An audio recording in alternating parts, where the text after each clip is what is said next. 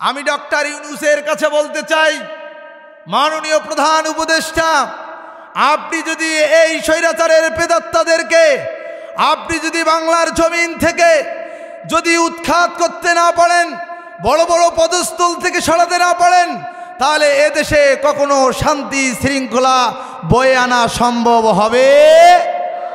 কারণ হলো, দেখেন, শোনেন, আমি আপনাদেরকে বলছি, 2016 সালে তুরস্কের এরদোগানের বিরুদ্ধে 12 ঘন্টার একটা গণ অভ্যুত্থান হয়েছিল। এই 12 ঘন্টার অভ্যুত্থানে যে সেনাবাহিনী, যে কর্মকর্তা, যারা সেখানে ভূমিকা পালন করেছিল, তাদের কি দশা করেছে আপনারা একটু মন দিয়ে শোনেন। সেই জায়গায় সরকারি কর্মকর্তা কর্মচারী 1,25,000-কে বরখাস্ত করা হয়েছিল। এরপরে 45,000 সামরিক পুলিশ সদস্যকে বরখাস্ত করা হয়েছে। 4,000 বিচারক এবং প্রসিকিউটরকে চাকরিচ্যুত করা হয়েছে এবং বহু সংবাদ মাধ্যমের বিরুদ্ধে নিষেধাজ্ঞা করা হয়েছে। 77,000 মানুষকে গ্রেফতার করে এই অভ্যুত্থানকে ঠেকিয়ে দিয়ে ইসলামী আন্দোলনের একটি অভ্যুত্থানকে, স্বাধীন রাষ্ট্রকে তারা একে সুন্দরভাবে সুঠামভাবে দাঁড় করে রেখেছিলেন। কথা বলেন ঠিক কিনা?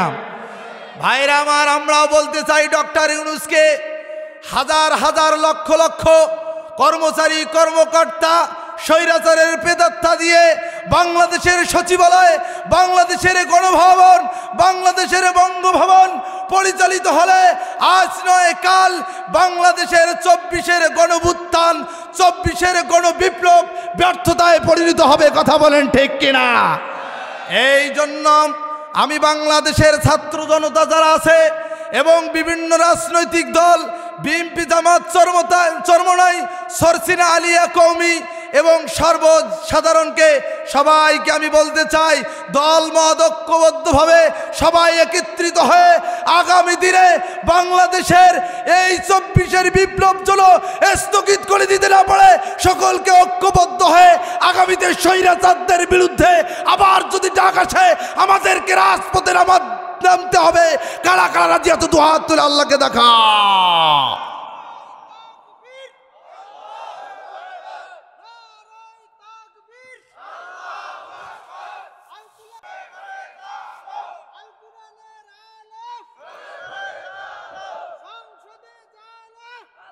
আল্লাহ আমাদের সকলকে কবুল করুক বলে আমিন। ভাইরা আমার, আপনারা মন খারাপ করলেন? ভাইরা, এতদিন কথা বলতে পারিনি। এই স্টেজ থেকে রাত 11টায় 25 মিনিটে, লালমনিরহাটের এই স্টেজ থেকে 11টা 25 মিনিটে 15 সালের 25শে ডিসেম্বর রাত 11টা 25 মিনিটে আমাকে গ্রেপ্তার করানো হয়। আমি 40 দিন জেলখানায় ছিলাম, একটি মাত্র কথা, কোরআনের হক কথা বলার কারণে। এক চিল্লা মানুষ দেয় সাদা ঘরে, আমরা দিছি লাল ঘরে। কথাটা বুঝছেন কি না? আলেম ওলামা যেহেতু, আলহামদুলিল্লাহ, আল্লাহ শুকরিয়া যে আল্লাহ কয়, বান্দা তুমি বাইরে থেকে, মানে ওই সাইদি সাহেবের একটা কথা আমার মনে পড়ে গিয়েছে। সাইদি সাহেব বলেছিলেন, ঢেকি স্বর্গে যেও বাড়া বানে। তা আল্লাহ বলে, বান্দা তুমি বাইরে মানুষকে কোরআনের দাওয়াত দাও, ভেতরে চোর বাটপার গুন্ডা যেগুলো আছে ওগুলোকে দাওয়াত দিবে। আল্লাহ আমাকে নিয়ে গেল। আপনাদের দোয়ায় একজন নয়, দুইজন নয়, অহংকার করে বলছি না, প্রায় 25 জন মানুষকে এই 40 দিনে কোরআন শরীফ শিক্ষা দিয়েছি। আরে আলহামদুলিল্লাহ বলবেন না? একজন দুইজন নয়, চোর বাটপার গুন্ডা ঢুড্ডা বিভিন্ন অশ্লীল কাজে যারা নিয়োজিত, আলহামদুলিল্লাহ, প্রত্যেক বৃহস্পতি, শুক্রবার এবং সোমবার 2 ঘন্টা করে জেলখানার ভিতরে আমি আলোচনা করেছি কোরআন এবং হাদিস থেকে। বলি আলহামদুলিল্লাহ।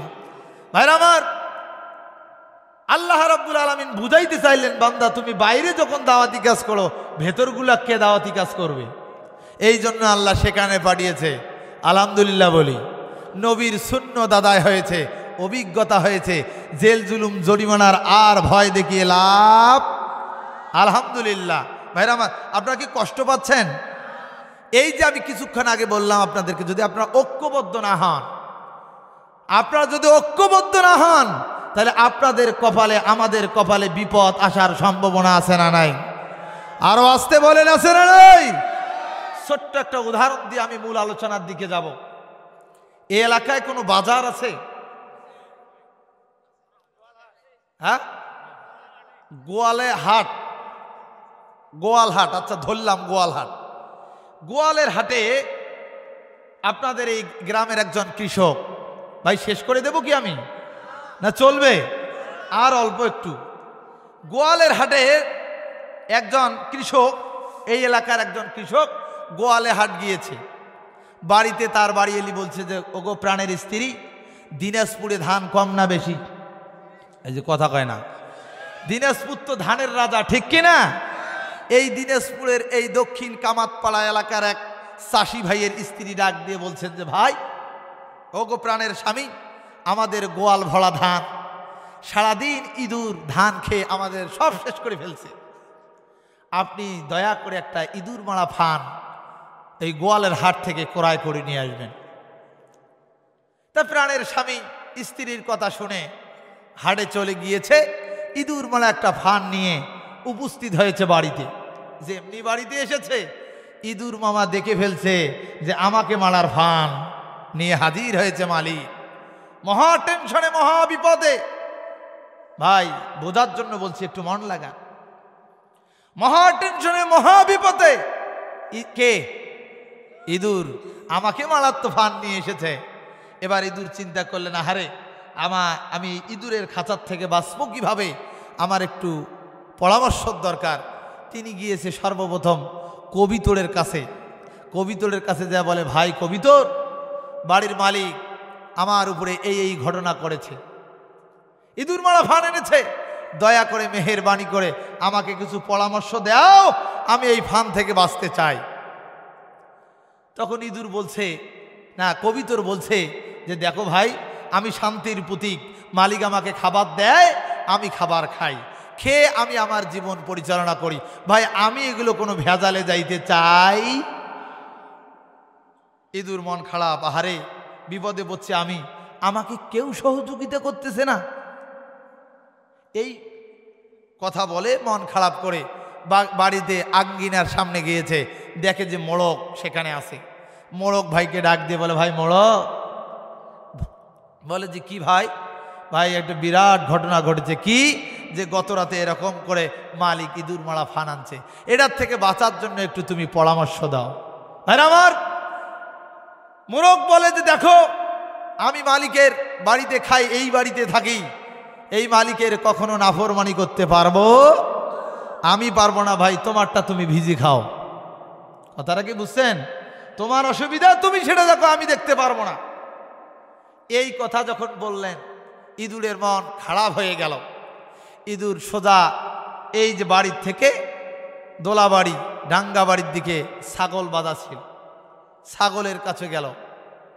ছাগলের কাছে যা বলল, ভাই ছাগল, আমি খুব বিপদে আছি, একটু আমাকে হেল্প করো। কি? এই ঘটনা। কইছে যে দেখো, আমি গৃহপালিত পশু, আমাকে মালিক এখানে এনে গাড়ি রেখে যায়, আমি সারাদিন ঘাস খাই, মালিক আমার বাড়িতে নিয়ে যায়, আমি যার নুন খাই তার গুণেই গাবো, অন্য কারো গুণ গাইতে পারব? এই কথা শুনে ইঁদুর মন খারাপ করে ভাইরা আমার চলে গেলেও বাড়ির এক কর্নারে যেয়ে বসে আছে। ইঁদুর মারা ফান সুন্দর করে বসে রেখে স্বামী আর স্ত্রী ঘরের বিছানার ভিতরে শুয়ে পড়েছে। রাত 1টা বাজে হঠাৎ করে শব্দ হয়ে গেল। স্ত্রীর ঘুম ভেঙে তিনি চিন্তা করলেন, আরে এই তো বোধ হয় ইঁদুর ফাঁদি গিয়েছে। রাত্রিবেলায় লাইট না জ্বলায়া যে ইঁদুর মারা খাঁচায় দিছে হাত। আল্লাহর কি কাম! ইঁদুর মারা মানে ফাঁদে, ইঁদুর মারা খাঁচায়, ইঁদুর ফাঁদে নাই, কিং কোবরা সাপ ফেদে আছে। যেমনি হাত দিয়েছে তেমনি সবল দিয়েছে। সবল দেওয়ার সঙ্গে সঙ্গে স্ত্রী জ্ঞান হারা। স্বামী বিছানায় হাসতিয়ে দেখে প্রাণের স্ত্রী নাই। কি গো, তুমি কোথায়? লাইট জ্বলিয়ে দেখে যে তিনি হলেন মাটিতে পড়ে আছে অজ্ঞান অবস্থায়। ইঁদুরের খাঁচার দিকে তাকিয়ে দেখে কিং কোবরা সাপ। কবিরাজের বাড়ির সাথে রাতেই নিয়ে গেল। কবিরাজ পরামর্শ দিলে, এই মহিলাকে যদি তুমি বাঁচাইতে চাও তোমার স্ত্রীকে, তাহলে তোমাকে একটা কাজ করতে হবে। সেটা কি? এই রাত্রিবেলায় কবিতর জবাই করে তোমাকে খাওয়াই দিতে হবে, তাহলে এই বিষটা কেটে যাবে। ভাইরা আমার, কবিতর জবাই করে খাওয়াই দিল। আচ্ছা বলেন তো দেখি, ইঁদুরের ফানে মরার কথা ছিল কে? কথা বলে না কেন? কে? এখন মূল্য কে? কবিতরকে জবাই করে খাওয়াই দিল, মূল্য কে? কবিতর মারা গেল। ভাইরা আমার দেখেন, এই সাপের ব্যথায় পরের দিন সকালবেলা বেসিরি মারা গেল। মারা যাওয়ার আগে এলাকার আত্মীয় স্বজন এসছেই যে খুব অসুস্থ নাকি। এখন গ্রামের অভাবী মানুষ, টাকা নাই পয়সা নাই, কয় যে মুরগিটা আছে জবাই করে আত্মীয়দের সম্মান করো। আল্লাহর হস্তে মুরগি জবাই করে আত্মীয়দের সম্মানই করেছে। ভাই বলেন তো মরার কথা কে? এখনো মূল্য কে? মোড়ক শেষ। এরপরে কিছুক্ষণ পরে বেসিরি মারা গেল। মারা যাওয়ার পরে কবরস্থান দেওয়ার পরে এসে বসে 3 দিনা 7 দিনা কাম কেরিয়া তামদাড়ি 40 আপনাদের এলাকায় আছে না নাই? এইগুলো করার জন্য সিদ্ধান্ত নিল। এখন কৃষক বলতেছে, ভাই দেখেন আমি গরিব মানুষ, আমার স্ত্রী গেছে আলহামদুলিল্লাহ, আমার এতে মন খুব খারাপ, কিন্তু আমি আর টাকা পয়সা কিছু দিতে পারবো না, বড় কোনো অনুষ্ঠান করা যাবে না, ছোট কিছু মৌলবি মাদ্রাসা ছাত্রক ডেকে আনি একটা অনুষ্ঠান করো, আর ওই আমার ছাগলটা আছে জব করো। প্রিয় ভাইরা আমার, তাহলে মরার কথা ইঁদুর, এখন মরল কে? ছাগল। পর্যায়ক্রমে ইঁদুরের জায়গায় বেঁচে গেল কিনা? হ্যাঁ, আরো আসতে বলেন, গেল কিনা? একটা মাত্র কারণে ইঁদুর, মোরগ এবং ছাগল দুনিয়ার জমিনে চলে গেল, দুনিয়ার জমিন থেকে। সেটা হলো কি? ইঁদুরকে যদি বুদ্ধি দিত, পরামর্শ করে ইঁদুর মারা ফান্ডটাকে যদি মাইনাস করার সিদ্ধান্ত সকলে মিলে নিত, তাহলে কিন্তু একজনও মারা যেত না। কথা বলেন ঠিক কিনা? এই বাংলার জমিনে সর্বপ্রথম স্বৈরাচার আলেম ওলামা ইসলামী আন্দোলনের কিংবদন্তি নেতাদেরকে ধরলেন।